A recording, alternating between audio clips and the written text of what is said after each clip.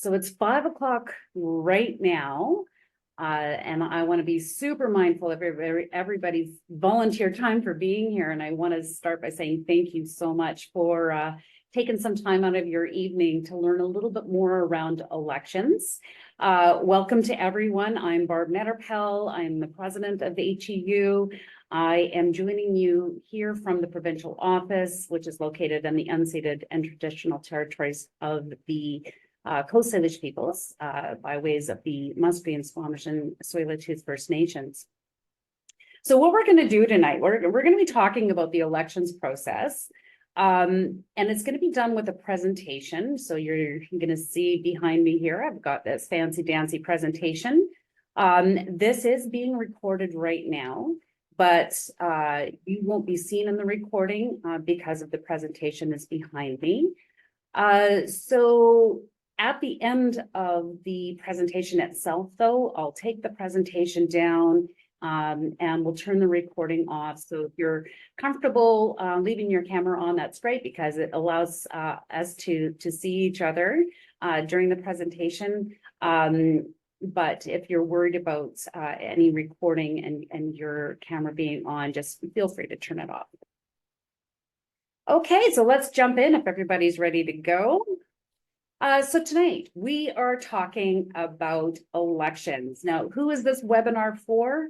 Well, some locals still haven't done their elections yet for their executive. Some want to make sure that they clarify the process while it's fresh in their minds for next time.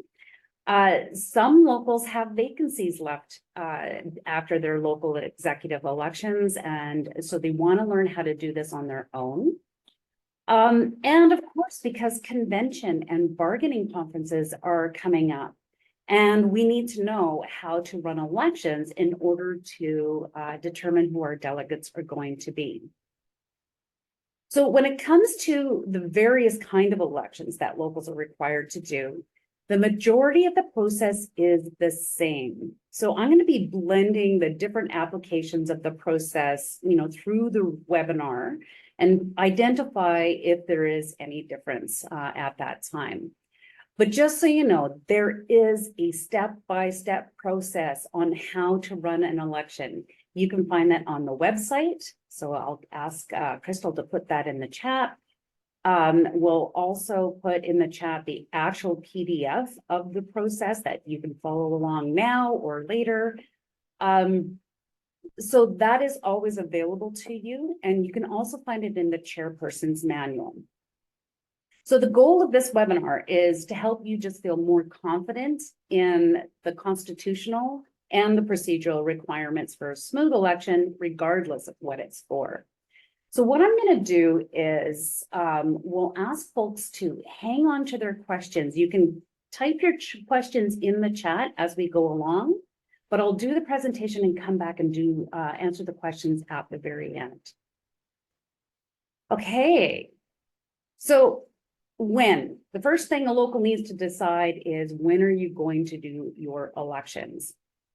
So for local executive elections, that's governed by Article 15 of the Constitution and bylaws. So elections for a local executive have to be completed by April 30th. What happens if you don't do it by then? Well, a couple of different things, one of which you might not be able to get the training you need. So we hold three-day table officers training, and there's a lot of really important content provided in those 3 days. For those of you who have attended those, you know what I mean. That training is critical to helping you get your local on the right track. So the last table officer training is actually at the end of May, but the deadline for the application is April 9th. So even though the Constitution lets us go until the end of April, the deadline for that is the 9th. Any applications that come after that may not be accepted, which means you're not going to get the training that you need. We will hold a one-day crash course often in the fall that you might be able to get into, but it's just really important to get that training up front. Did I accidentally change? There we go. Okay, sorry about that. Okay, so the other thing is we want to make sure that we get the updated executive information. So that's where the table officer forms come in. So if you've done your local executive elections, you know you've got to get those forms in. If we don't have that updated information, you may not get the convention call or the bargaining call packages. We only send one package. And if they go to the wrong people, it's up to the local to track those people in that package down in order for you to participate in these big democratic events. And then finally, any local that hasn't held their election actually doesn't have a valid executive as of April 30th. And that means they don't have the constitutional ability to hold a local meeting or elect delegates. And they can't even submit bargaining demands because they don't have an executive. So that is why it is so important to get our local executive elections done as soon as possible. So the other thing that the Constitution says, Article 15, Section B, did it again, is that the nominations the elections must be done by secret ballot.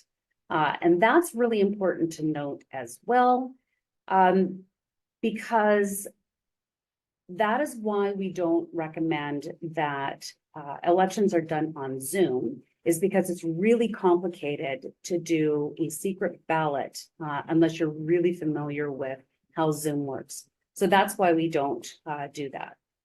And the reason why secret ballots are so important is because it allows members to feel that they're able to vote their conscience without feeling pressure or reprisal if they vote a certain way. This is really important because on occasion, I do receive occasional complaints that people want me to overturn an election because members were told how to vote or they didn't understand what they were voting for. But elections are important decisions that members are expected to make. And so they need to know what it is that they're voting for and be able to vote how they wish. So that's why there's a secret ballot. The next thing a local needs to decide is how they want to conduct their elections. So Article 15, Section B says the method of conducting the election shall be decided by a majority vote of the membership, as determined by the local bylaws or at any meeting with quorum that provides 30 days notice or notice of the election.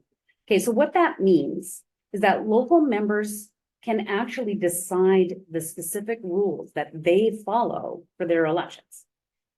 They just need to have a motion or a bylaw that clearly states those rules at least 30 days out of the election.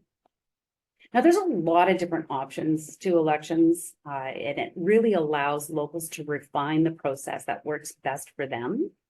But essentially what they want to do, though, is determine when is your election.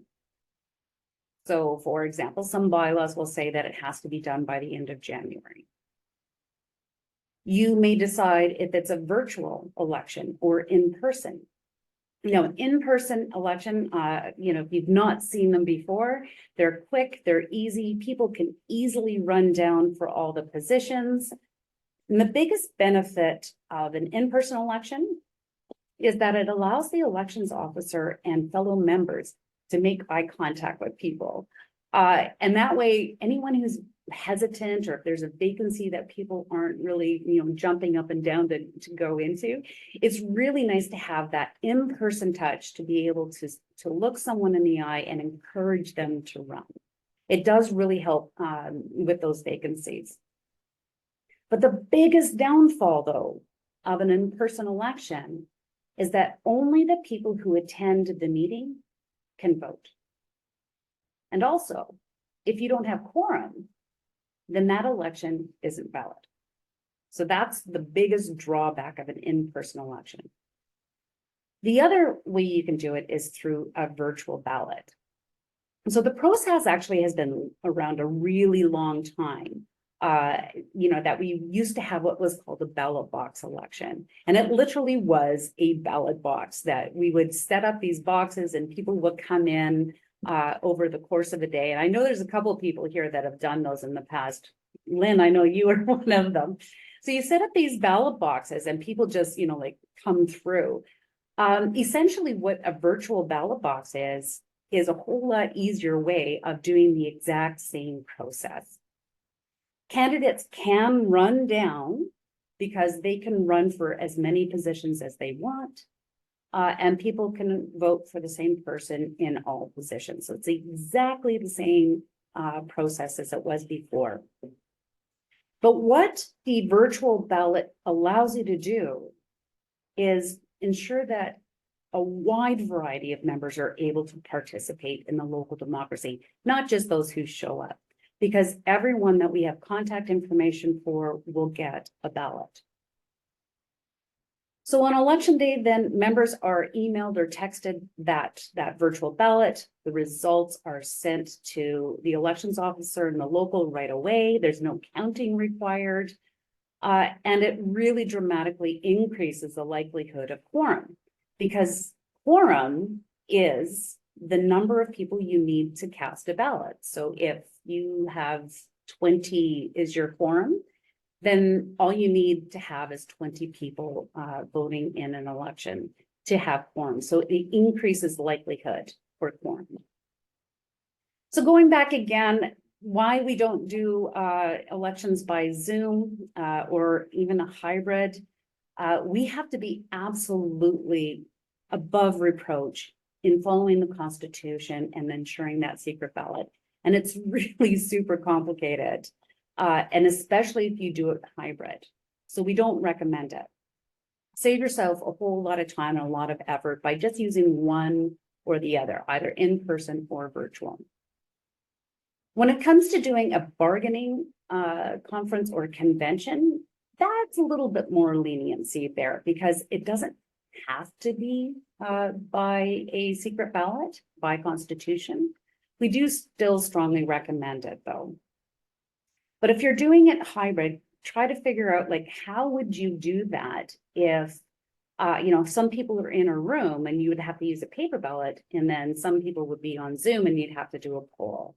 So it might be really complicated. So if I were you, it's easier to just do one or the other, but, you just have a little bit more leeway when it comes to convention and or bargaining conferences.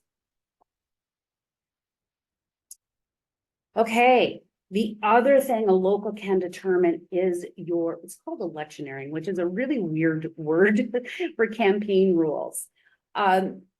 This is important because elections can be really divisive, and there's nothing more important to our collective power as a union than our solidarity, and we don't want to harm that.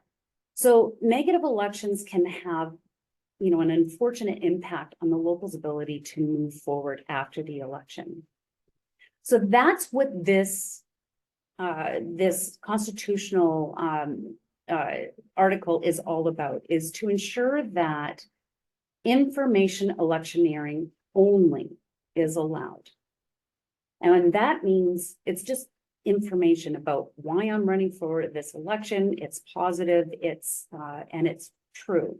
So we don't allow defamation, no rumors, no spreading of false information, such as, elect me as the chair and I'm going to get you a $5 an hour increase in wages. That's not how things work. We all know that. So we want to make sure people are using correct information and sharing a positive message in their campaign. But a local can actually determine the rules as well. And part of this could be because it will allow the local to keep people out of trouble. So what I mean by that is that when you campaign in the workplace, it actually can lead to discipline because you're interfering with people's work. It's happening on work time, and the employer doesn't, appreciate that, but they really don't appreciate when there's conflict that's being created as a result. Okay, so what a local can define is what the campaign can look like, so that there's a clear understanding up front and there's an opportunity for everyone to be able to introduce themselves to the local. Informed voting is an important part of democracy. So this is actually a good thing if you provide folks the platform in which they can get their information out. So these rules have to be determined, just like the other one, 30 days in advance or be in the local's bylaws. And you can't be changing the rules halfway through in an election and expect it to be fair. If the rules are clearly defined and they are violated, potentially what might happen is a candidate could be pulled off the ballot. That probably all sounds really confusing, but let's put this into like a real life example. So you could have a bylaw that says that the local executive elections will be held by an electronic ballot. Nominations may be submitted in writing and will be open for a minimum of 7 days prior to the nomination meeting. Only self-nominations will be accepted. All candidates may submit a 250-word maximum bio and photo to be included on the electronic ballot and may be posted on the union board. No other distribution of campaign materials is permitted at the workplace. And the results of the election and the swearing in of the new executive will occur at the January meeting. So this covers like everything. We know how the election is going to be done. We know that there's a nomination period, but there's also a nomination meeting. All nominations are by self-nomination only. There's a bio that people may choose. They don't have to, but they may choose to put it on the ballot and on the union board. And we know that it has to be done by the end of January. So that's a good example of what a bylaw could look like. Okay. Now here's the thing, is if you don't have a motion, that's okay. If you don't have a bylaw, that's okay. What it means is that the provincial executive can work with the local to find out what's the best way to hold your elections. So regional vice presidents are, they're there to help you and support you through all of this, and they get annual training every year. They have lots of resources for their support, and they know what's required by constitution and by best practice. So where a local does not have a motion, they're there to help you walk through that process. They'll ensure that the integrity of the democratic process is upheld, and they'll make sure that everything is run correctly. By doing this, because we changed this in the Constitution a couple of years ago, by doing it this way, the results of the elections have been smoother than they've ever been before. And I rarely actually have to overturn an election anymore as a result of it. So that's been a really positive thing. All right, who should run the election? Well, it actually can be just about anybody. An elections officer is the person who runs the election. And they just have to be a non-candidate when it comes to the local executive elections. So ideally it's the RVP, but it can be anybody. It can be a rep. It can be a local member that's not running or is really, it's very proficient in this. Or you can bring in a guest person to do that as well. I know Vancouver General used to bring in, like a retired member that did it every single year. So they had that expertise. The only thing is if it's a virtual election, the elections officer has to be the regional vice president. And that's because they've got that connection to the provincial office, and it's a very complicated process. But the other thing you're going to want to determine, though, is who's going to be scrutineer. Now, a scrutineer, by our constitution, it's not the rest of the world looks at a scrutineer as something completely different, but how we define a scrutineer is the person who takes charge of the ballot box. So that'll be the person who receives nominations.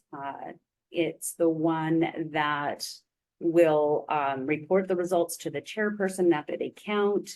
And the scrutineer has to be a non-candidate. You don't want somebody who's a candidate counting ballots.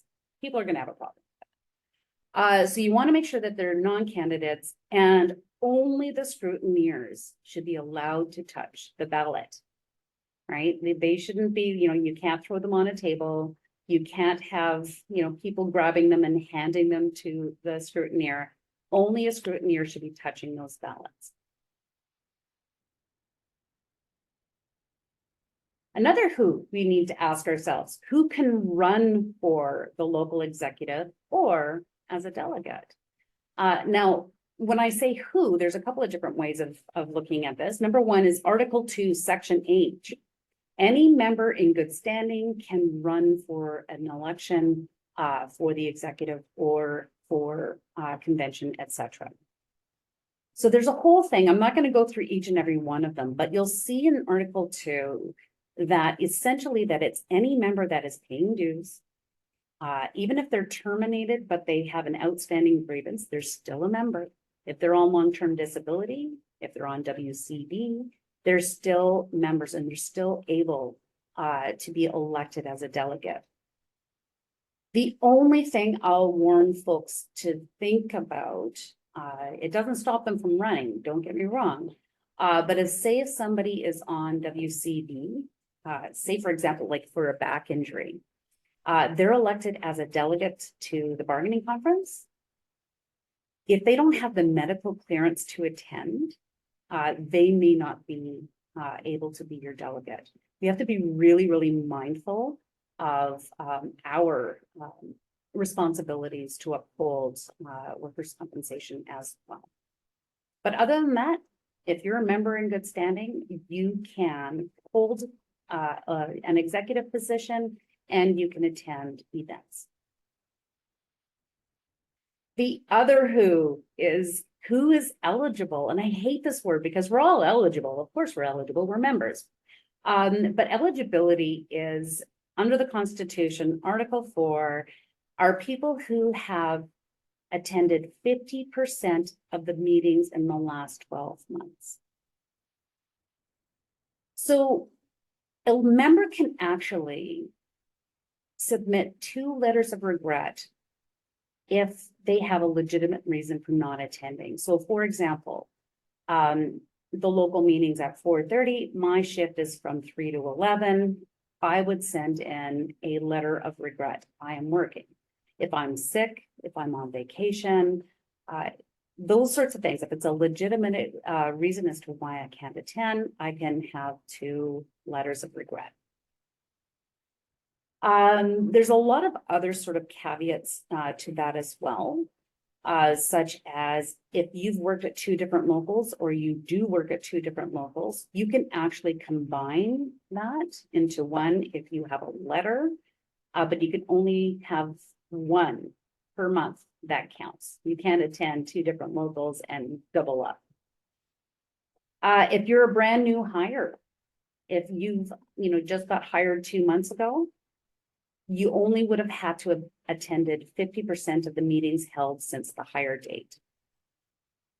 And the other thing that's not on here, surprisingly, is that I missed, totally my fault, is that if you're away on union business and can't attend, you can miss as many meetings as you're on union business for. So if you have, say you have 8 meetings in a year, you have 2 letters of regret, and 3 you've been on union business, even though you haven't attended a single meeting, if you send in those letters of regret within 10 days, you are eligible, even if you haven't gone to a single meeting. Does that make sense to folks? I'm seeing some nods. We're okay? Good, good. Here's the thing though, is that what this does is it allows people who are more active in the local to sort of get first crack at these opportunities. But it doesn't mean that they're the only people who can actually, they're not eligible as in, like they're the only people who can go. It just means that they're first in line to go. So where there is a vacancy and no one eligible is putting their name forward, it is open to everyone. All right, so this is specific to just local executives. There's 9 positions in the Constitution, but I'm just going to look around the room. How many actually do we have to elect every year? Of those 9, it's a trick question. Carrie got it, 8. Yeah, it's 8. Because you always have one of those trustees that roll over every year. So of the 3 trustees, 2 get elected every year. If there's a vacancy, then you would need to elect all three. Some locals will also add or remove positions. But I just want to give you the heads up that you can't do that by constitution unless you have a local meeting with quorum and you pass a motion to add or eliminate it. And you have to get the provincial executive stamp of approval on that. So just so you know, in order for you to not elect a position, so say you don't generally elect a warden, you technically have to hold that election until you by motion remove them. Okay. When it comes to delegate entitlement though, when we're talking about convention or bargaining conferences, you will be told, in your packages that you'll get, they're called the call out package. You'll get those packages, and in there, it will tell you how many delegates you are allotted for that event. So delegate entitlements are determined by constitution based on the average local membership in the previous 6 months. So in Article 5, convention, that is where you'll see, the numbers of delegates that you would likely get if you know what your average membership is. But that convention package goes out April 24th. So that's why we're doing this now, so that you know how to hold elections for when that call out comes in the 24th. For bargaining, it's Article 9, and we don't have dates for that because we have so many different bargaining tables for that. But we do know that community health, community social services, and the FBA bargaining tables will be having those conferences later in the year. But I would suggest, though, don't do your elections for those until you get the call out. So that way you don't make the mistake of electing people or more people than you actually really have space for. Okay, so here's the process. This is how you do it. If you've not actually seen an election in person, this is how you do it. So a local is going to determine who is eligible first and foremost, right? So you are going to have a list of members, and you're going to have that attendance book with you. You're going to have a list of members that are eligible with you.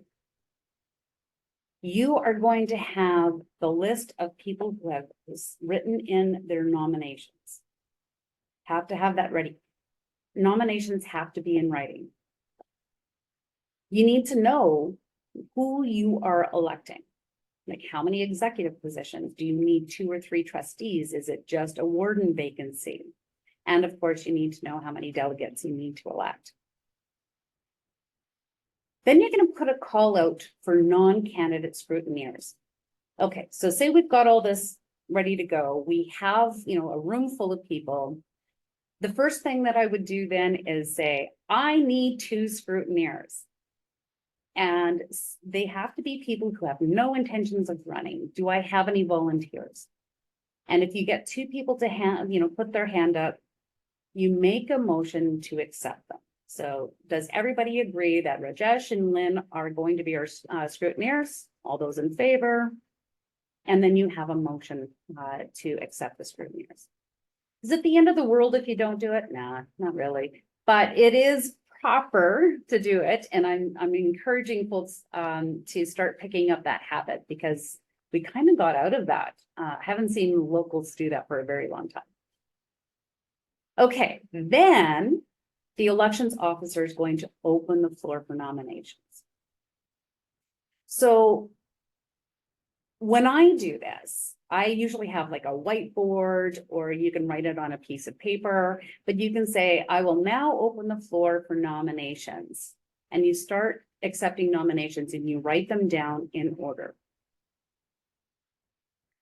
And then you're going to add in any self-nominations that were submitted in writing. So now you have your list of the 50 people who want to run for chair, because we're HEU, we love democracy. So you're going to have all these people running for this position. And then you're gonna keep asking for nominations. You want to make sure that you give lots and lots of space for people to feel like they have the ability to put their name forward. So you call for nominations in a total of 3 times. So any further nominations? Third and final call for nominations. Once you have your list of nominations, nominations are closed. Then you ask in reverse order if they wish their name to stand. So self-nominating members, they don't have to accept because they already obviously did it. But in reverse order, I would say, okay, Shadi, do you accept your nomination? Patty, do you accept your nomination? Harry, do you accept your nomination? And, each person will say yes or no. If they say no, their name comes off. You don't argue with them. You don't, you just, okay, done. So once that piece is done, you have your list of candidates that are running for the position. So again, you want to make sure, though, of those people who are running, who's eligible. So if you find that there's someone who is eligible, there's one person who is eligible, and there's 3 people that are not, the person who is eligible is automatically acclaimed. Right? Okay, good. Everybody's nodding. Excellent. If there is no one eligible, then you have an election. If there's 3 people eligible and 1 person not, the election is only amongst the 3 eligible. Right? People are nodding, so I think you get that. Okay, excellent, good. So say you have an election and you have 5 delegate spots to go to convention. You have 3 eligible people and you have 3 not eligible. Where would the election happen? Does anybody know? Would you elect the 3 that were eligible?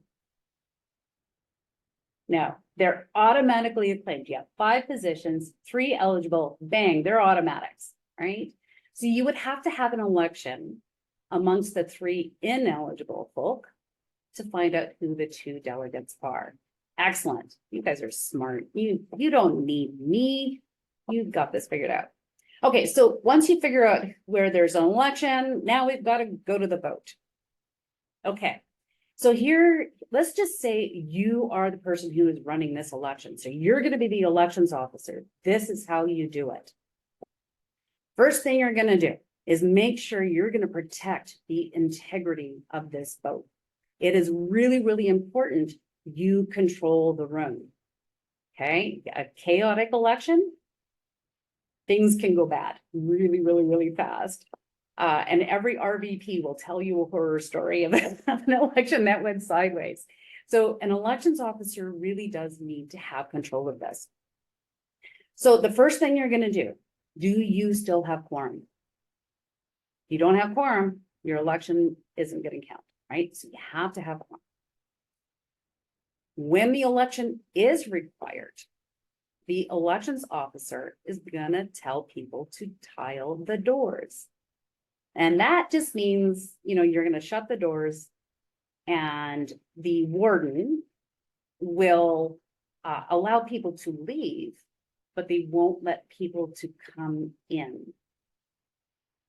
Okay, so here's another one. This isn't constitutional. I'm not going to overturn an election because you didn't tile the doors, right? But this is our sort of the history. This is what we do in HEU. And it does make for a very high integrity vote when you do it. But I just wanted to, because there has been times where people overturn an election because they didn't tile the doors. If you have quorum and people were behaving themselves, I think we're okay. Okay, now the elections officer is going to tell members how to behave during an election, right? Everyone, please stay seated. Please stay quiet during the vote. Fill out your ballots. You're going to fold it in half once, not 15 times, because, the scrutineers have to do this, right? You fold it in half just once. And raise it above your head if you are able, or indicate that you're done in some way so that the scrutineers can come around and gather the ballots. The scrutineers will then, once you give that direction, the scrutineers can then hand out ballots to everybody, make sure everybody has a pen. And again, only the scrutineer can hand them out. Everybody will write down the name of their preferred candidates. And please, scrutineers, do not forget to vote yourself. Happens all the time, where the scrutineers forget. Scrutineers then collect the ballots. The elections officer calls for the doors to be opened or untiled, and then people can move around to talk again.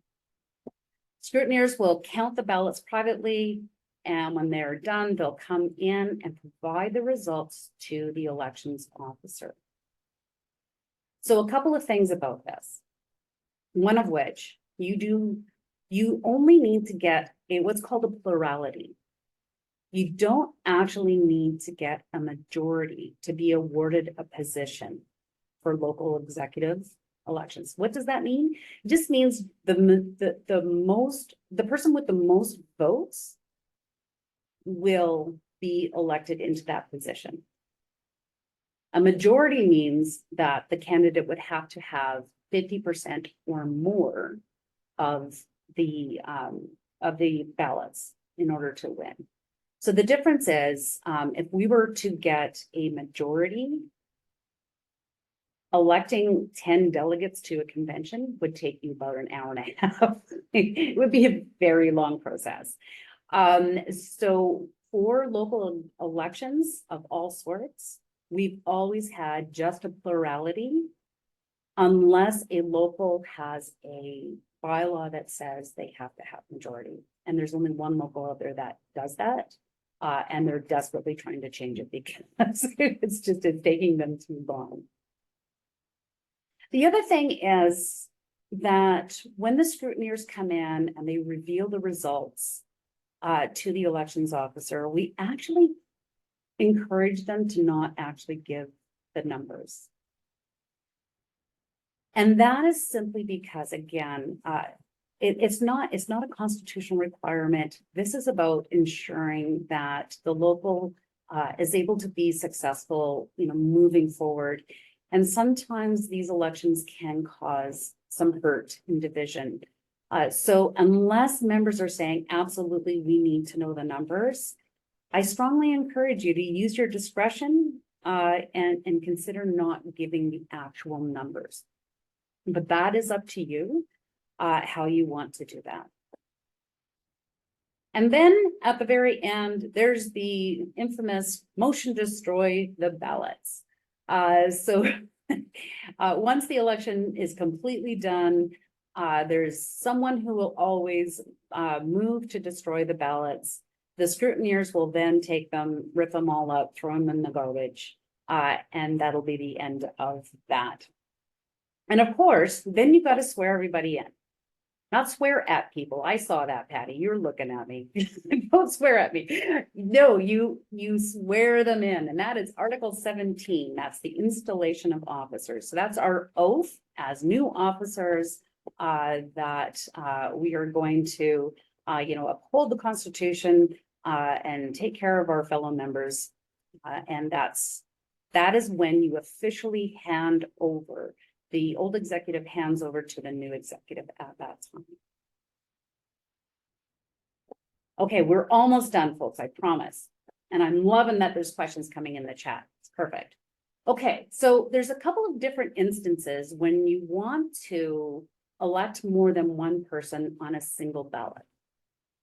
So this is faster by far to do it this way. But it actually also allows for a more accurate reflection of what the members want. So say, for example, like if you've ever been to convention, you'll know at the end of the provincial executive elections that 50 people will run for the alternate position. Because again, we love democracy. So we'll have like these massive amounts of people that will run for an alternate position. And when the vote comes, you only vote for one person. And that means your alternates can actually become like a vice president if they get called up with only 23 votes out of 700. Because everybody's only voting for one person. We're going to change that going forward, I can promise that.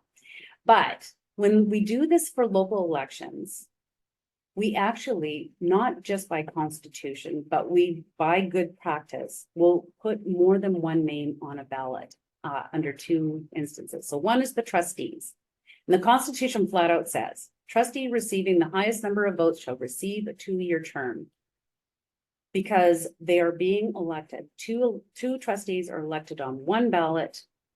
The person with the highest number of votes gets the 2-year term, and the other one gets the 1-year term. But when it comes to delegate elections, when you have 5 delegates that are entitled to go to convention, members can put 5 names on a ballot. Right, so it's one ballot instead of doing 5 elections, which can take forever.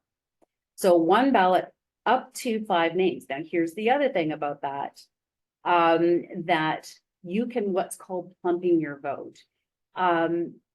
So there's 5 positions, but you only know 3 people. You can put 3 names down. Okay, because there's nothing in the Constitution that says that you have to vote for all 5 positions. Again, unless the local has a bylaw that says you can't do that.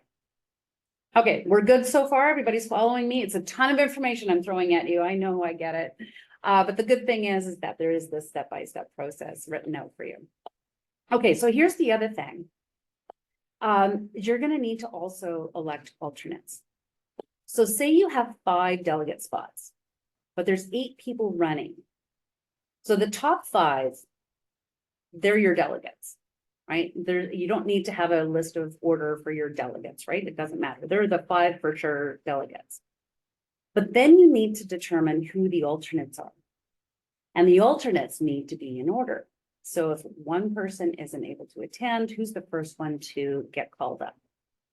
So if you have, again, 5 delegate spots, you have 8 people running, top 5 of your delegates, you could, the next 3 in order, could be your alternates. But this doesn't always work. Sometimes members don't want to run for a position. Like they don't want to actually be a delegate to convention because they want to step back and let other people come forward. But they'd be willing to be an alternate in case something happens that, yeah, they'll step up. So if that's the case, one thing that you can do, or if you have a tie, you can actually restart the process just for alternates. Okay, so you can take your 5 delegates, you're done. I'm going to reopen nominations for alternates. We have space for 5 alternates. Open the floor to nominations for alternates. And then you take names starting all over again. Okay, you have 1 ballot, and hopefully you'll get an order, a nice neat order. You may not, you may get ties and you're going to have a tiebreaker. But nonetheless, that's how I generally prefer to do it, is to break it into 2 different things, because almost always it's just becomes more clear and more democratic if you break your alternates into a different ballot. Okay, virtual elections. I'm going to be super brief on this because virtual elections are super complicated. And if you want more information about how to do virtual executive elections, contact your regional vice president. We could actually use virtual elections for convention and bargaining conferences in certain circumstances, but you don't have to do virtual elections for that. But sometimes it actually does make real good sense.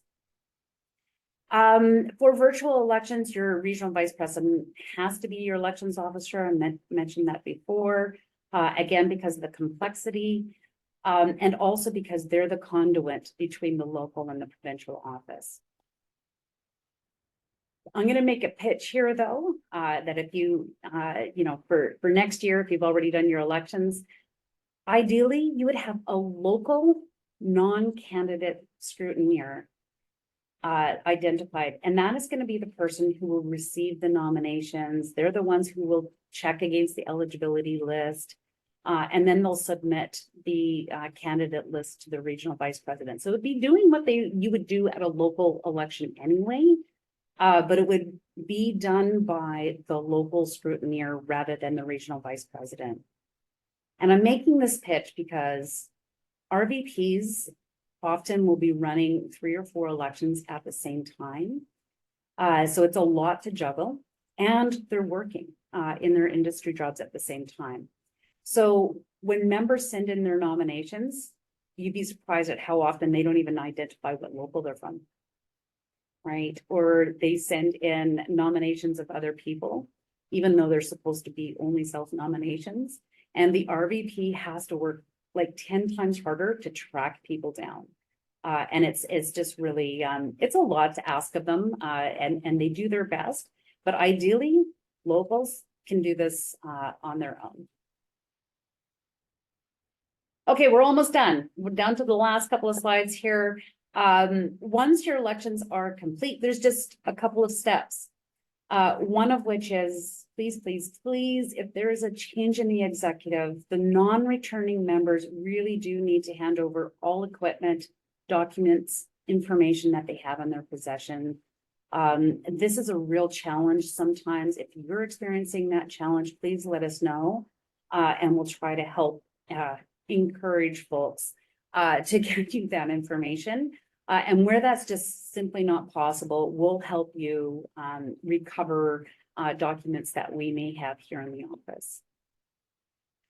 You also want to make sure that absolutely everybody fills out your table officer forms. If you have not filled out your table officer forms yet, please do so as soon as possible. The convention and bargaining calls, when they come out, they actually will provide you physical and virtual credentials. You need to use those documents. So when you get that call out package, everything in there is absolutely gold. Please don't lose it. And then once you get that information filled out, you need to submit that back in as well. New executive members, you need to make sure that you apply for table officers training as soon as possible. I'll put the link in the chat afterwards about where you sign up for that. The training is for chair, vice chair, secretary, treasurer, assistant secretary, treasurers that are new. But if you haven't had that training in a long time and you're elected into that position, we will consider getting you training, because the course has changed so dramatically in the last couple of years that if you took training 10 years ago, it is it's actually like 100 times better now than it's ever been before. So you may want to take that training again. The other thing as well is there's tons of resources on the website. So make sure you go to the website, download the chair manual, which is, like I say, fun for the whole family. Everyone on the local executive actually would benefit from having a chair manual. The secretary treasurer's manual is great for the secretary treasurer and the assistant, but also for trustees. There is on the website how to run a local meeting. Like there's a lot of really great information there. There is a mock meeting video if you ever want to see what a meeting should look like. There's a video there. And there's lots and lots of different resources, including how do you use Zoom? Like literally, how do you set up a Zoom account all the way through? How do you, do a motion on Zoom? There's videos for all of that for you. There's even a part in that mock video around elections. So if you want to see what an election looks like, there's a little tiny snippet in there as well. And that's it for the presentation itself. I know that was a lot of information, but I see lots and lots of good questions in the chat. So I am going to stop sharing.